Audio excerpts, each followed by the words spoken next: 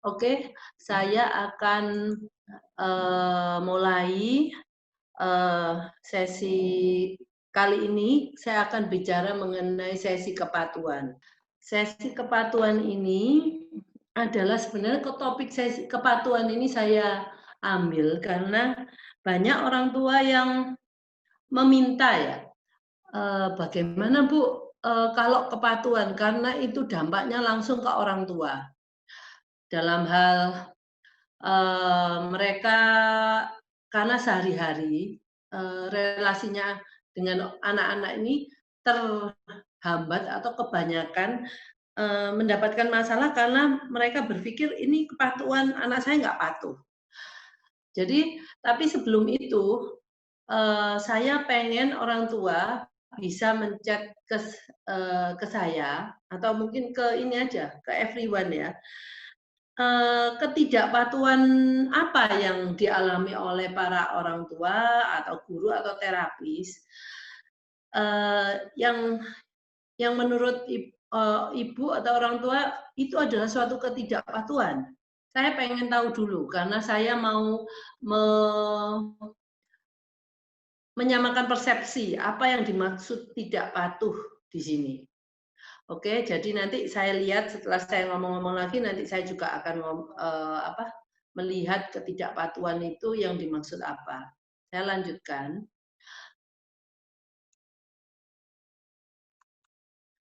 Oke, kalau tidak patuh di sini mungkin banyak yang orang tua yang mengikuti protokolnya Dokter Ali. Kalau protokol Dokter Ali itu selalu harus ada mengisi ATEK sebulan sekali. Nah, ketidakpatuhan ini akan ada di subskala 4, yaitu perilaku dan emosi. Jadi ATEK subskala 4 ini mengindikasikan perilaku anak. Di sana juga bagaimana emosi anak. Jadi kalau ibu lihat anak ibu mempunyai subskala 4 ini tinggi, semakin tinggi di ATEK adalah semakin tidak baik. Semakin kecil angkanya akan semakin baik. Maka ibu mungkin bisa periksa dulu anaknya ATEK subskala 4-nya bagaimana. Terus, bentar. Nah, di sini saya mau bicarakan lagi mengenai kepatuhan. Ya. Kepatuhan ini, kalau umpamanya kita ngomong, kita dalami arti kepatuhan adalah orang tua meminta sesuatu, memberikan instruksi suatu instruksi ke anak, itu anak tidak mau menjalankan apa yang diminta orang tua. Nah, dari sisi anak pun juga kadang-kadang anak-anak yang meminta sesuatu atau memberikan mengajukan sesuatu ke orang tua tidak bisa memberikan, tapi anak tidak bisa menerima. Nah, itu biasanya yang dimaksud ketidakpatuhan. Ya. Nah, kalau kita melihat, karena kita melihat secara besar ya, lebih besar lagi konteksnya kendala untuk kepatuhan. Sebenarnya di dunia ini nggak ada anak yang nggak mau nggak patuh secara sengaja. Biasanya mereka melakukan itu karena ada beberapa alasan, ya. Atau kadang-kadang kalau mereka sedang marah atau sedang tidak bisa diberikan instruksi, nah itu bukan anak ini sedang dalam keadaan chaos. Kalau kita memberikan instruksi yang sangat pada waktu dia marah, pada waktu dia dalam keadaan yang mood-nya nggak bagus, itu adalah menurut saya waktu yang tidak tepat untuk mengukur skala kepatuhan anak. Ya, jadi Anda jangan mencoba memberikan kayak tes kepatuhan, ya. Saya mau tahu nih, anak saya patuh atau enggak.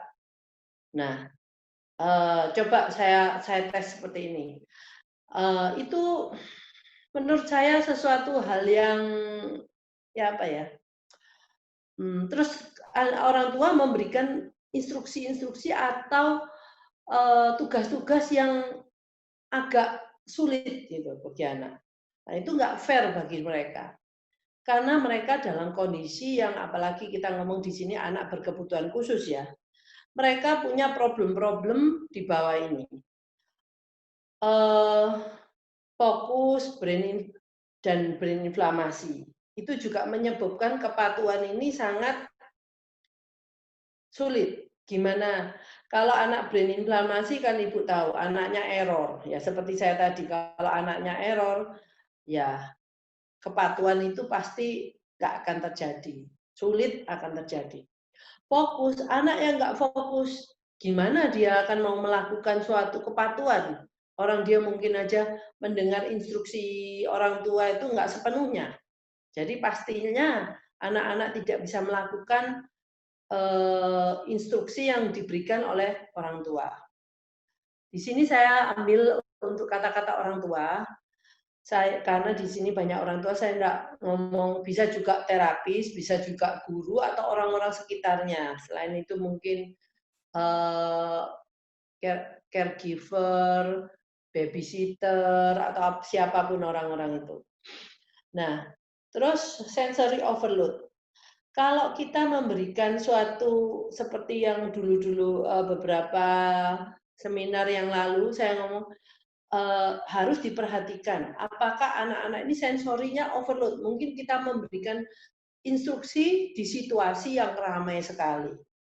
Mungkin kita memberikan instruksi pada waktu anak-anak itu nonton TV. Nah, dia lagi asik fokusnya di TV, kita memberikan instruksi. Nah, itu nggak bisa. Apa namanya? Itu bukan cara kita untuk menilai kepatuhan. Karena anak-anak ini lagi involve untuk tugas yang lain. Jadi kalau bisa satu waktu, berikan hanya satu tugas. Jangan di satu waktu Ibu memberikan 2 tugas. Dia lagi makan sambil Ibu berikan instruksi yang mungkin, ini warna apa? Mungkin dia makan pun kita konsentrasi di makan, makannya selesai barulah kita berikan instruksi. Kalau Ibu maunya cuma memberitahu nggak apa-apa. Maksudnya gini, kita makan, tapi makan ini sendoknya warnanya hijau. Oke, sendoknya ini warna hijau. Yuk, sendok hijau kita kasih nama sendoknya sendok hijau, ambil nasi, habis itu dimakan, dimasukkan ke mulut si Adi. Nah, seperti itu boleh, tapi jangan memberikan banyak instruksi-instruksi yang kita mengharapkan feedback dari anak. Terus ketidakmampuan. Kita juga harus melihat pada waktu kita memberikan instruksi, anak itu pasti mampu melakukan itu enggak? Kalau kita ragu-ragu, ya jangan. Kalau mending kalau memberikan instruksi itu pasti tahu anak itu bisa dan pasti anak itu mendengar semua instruksi kita. Nah, itu yang jadi pedoman. Kalau kita nggak mau istilahnya nggak mau mendapatkan kok lu anak saya nggak patuh. Coba kalau anak-anak Anda nggak patuh, cek keempat problem ini. Jadi ini adalah hal-hal yang harus diperhatikan sebelum kita memberikan instruksi. Ketidakmampuan itu bisa dari sisi bahasa, bisa dari sisi motorik, apapun yang menurut yang tidak bisa, masih belum mampu dilakukan anak. Nah, yang terakhir ini memang saya tegaskan sekali lagi, tidak mengerti instruksi. Karena tidak mengerti instruksi di sini artinya mungkin anak itu bisa cuma satu kata, mengerti itu begini, banyak orang tua itu misunderstanding antara kata mengerti dan anak bisa menirukan. Anak bisa menirukan bicara sendok, belum tentu dia mengerti sendok. Jadi itu yang harus disadari oleh orang tua. Nanti kita kalau dia ngerti sendok itu nanti kita bikin sesi sendiri bagaimana kita tahu dia itu ngerti sendok atau enggak. Ya, karena saya tahu banyak orang tua yang misunderstanding seperti anak saya sudah bisa ambil piring, ngerti piring, sendok, garpu.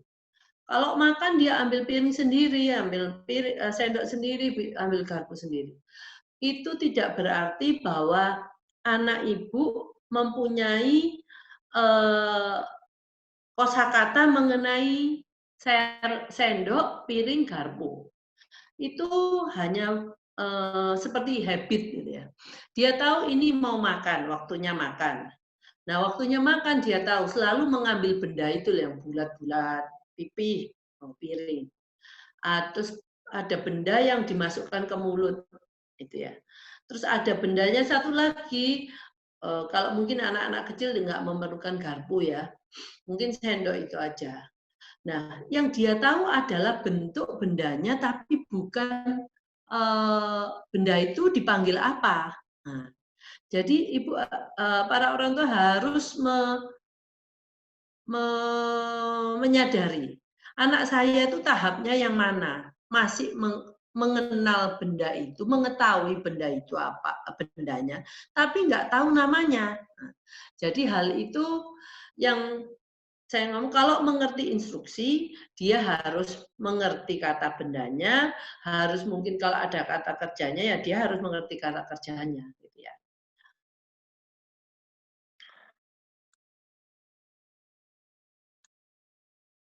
Nah, saya di sini biasanya, kalau seperti saya yang tadi bicarakan, kepatuhan versus kemampuan dan fokus. Jadi kepatuhan ini bisa dinilai kalau dia mampu melakukan apa yang kita minta, dan dia bisa fokus untuk mendengarkan apa yang kita instruksikan.